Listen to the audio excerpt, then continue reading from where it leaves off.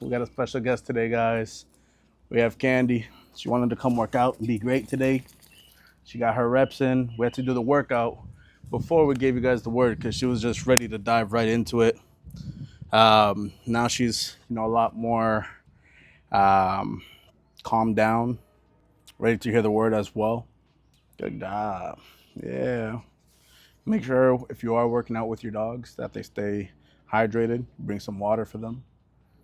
They're not built like us humans where we could endure a bit more. They will need to stay hydrated, especially if they're have a lot of fur. But what I did want to talk to you guys about today was when you feel disconnected spiritually. Like there's a little bit more, well, there's theoretically speaking a lot more, but you're not fulfilled internally. Externally, it shows. It's because you're not grounded and you're disconnected spiritually.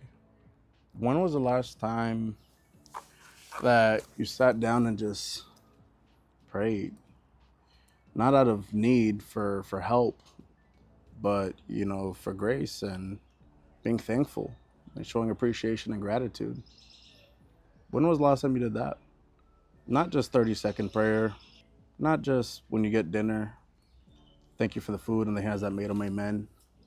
It's a cop out. That's a cop out. That's a cop out. When was the last time you went to church? People say you don't have to go to be religious, but how do you strengthen your relationship spiritually? How do you become more spiritually? In order to get good at something, you have to do it a lot, spend a lot of hours to become a master or an expert in a certain field, right? Well, think about your spiritual time. You're a rookie in there. You're a rookie. Some of us don't even know how to pray. Guys, if you want to strengthen and fulfill that emptiness, let God steer. Stop trying to take control of the steering wheel. Let God steer and follow. Just, if even if there's a church, that you don't like, go find your home. Everyone has a home, whether it's church, whether it's a temple, whatever religion you desire. For me, it's God. But try to find your home where you can ground your roots and plant yourself and flourish like a strong tree. But think about a tree. A tree takes years to get strong and grow to be big. But think about how many different branches are on a big, strong 100-foot tree. How many leaves are on that tree? How much oxygen is being released? How grounded that tree is. I will bet you everything that if you try to stick a tree head on, it's not going anywhere. And perhaps you might have broke your shoulder if you did it hard enough and really tried. That tree is not going anywhere. Rather, you try to take it off its path, rather, you try to move it where it's grounded from. And that's what God's strength should be for you. People try to derail you from your path, try to show you a different way, try to show you a way that's not God's way. And that's why you're flimsy. You could be guided in any direction if it sounds good enough. You don't have roots. You just go here, there, wherever, go with the flow. It's not what God has for us. Even if you don't want to go to church, start listening to videos with pastors and start building your relationship gradually. Tune into a live maybe. Whatever works for you. But try to ground yourself and fulfill the internal and the external spiritually. Let God pour into you. You don't have to pour into yourself anymore. You don't have to do it by yourself. You don't have to figure out a way. God will lead you the way. But you have to listen to his words. And as you continue to strengthen your relationship and stay grounded, all these different branches could be other people that you've helped. All the leaves, all the leaves is your gospel, sharing God's word like it's oxygen, because people need it. They need to hear that word. They need to feel what you feel. They're going to be curious. How is he so grounded? How is he seem so unbothered? How is the skin so radiant? Energy radiant. Because I'm grounded. I put in the work with God every day. I show up when I need to show up. But first you have to seek and get your help first, and it's a constant battle. But when you're sharing your testimony on how God has impacted your life and you've surrendered to God, that's a beautiful sight that you can share with others, that you will change other people's lives. You will inspire them to want to seek more, impact them in ways that you didn't even know that you can impact them, because you were able to connect with them through your God with their God spiritually, connection to connection. I only connect with God's people. I don't connect with people that don't believe in God. Just something about me just doesn't seem to connect. I can, respect other religions. Of course, that's whatever you believe in, but I'm selected to speak with God's people, share my testimony with God's people, because there is a better way. There is a light. And if you just got this little bit left in you, give that to God, and you'll see how much this little bit of fight, you're going to be invincible once you can surrender to God and let him do his dues. You don't have to have anxiety anymore. You don't have to go through that depression by yourself. When I broke my leg, this is going to be a bit controversial, but I never really believed in depression, because I always felt like you get to control your emotions and what's going on in your life. But when I was alone and had nobody and was going through my adversity by myself and with God, I started to feel what depression felt like. Can't sleep. I sleep, but I don't feel rested. I wake up and I don't really want to move. I just want to lay down. Don't want to eat. I'm not hungry. I know I have to eat, but I'm not hungry. I don't want to go outside my house. I don't really want to talk to other people. I started to really understand what it was. And I could say I went through that kind of a depressed time. Not for too long, but enough to get a taste of it, And what got me through that was just giving it to God and having him get me out of this that I dug myself into. He didn't lead me there. I led myself there. I had to, what I did for me on a day to day. I wrote affirmations everywhere, guys. For me, affirmations were everything.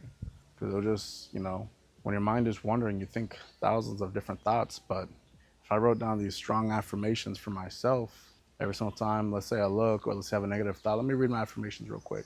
And I start changing them weekly. That way it's new in my brain. It's not just something that I have there that's on the wall and it means nothing, And understand that it's not going to be easy. I'm not saying it is. And I'm not saying it's going to be fixed overnight, because it's like a relationship. You have to constantly keep working on it. But I'm saying if you at least try and fall forward with no expectation and just start to indulge in it, it's the most, almost like a bliss experience. Nothing compares.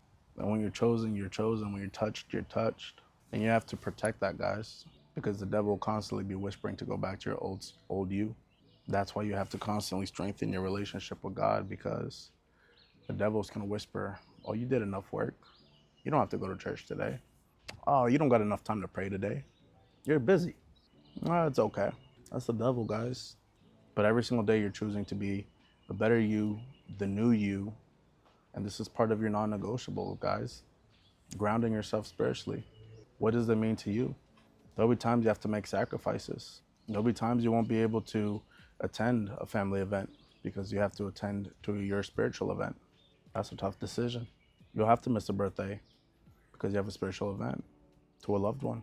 And they should be okay with it. If it means to strengthen your relationship with God, they should understand that's okay. But how serious are you going to take yourself and also bettering your relationship spiritually? Because we're so broken and damaged and we don't know where to go. But you have to start somewhere. And that's where you have to start, guys. Take time, 10, 15 minutes to just sit down and empty your mind. God is great. You all right, brother? Yes, sir. All right. Are you doing all right? Yeah. I mean, I was at 225. I'm like 178 right now. Wow, 225? Yeah. How long ago? 2 years ago. And what made that change for you? It wasn't like I got into it. I liked it. After my divorce, I needed like something to like balance it a little bit. Right. Filling your It was a very time. depressing time. Right. You work 19 years on something and it's all gone. Right.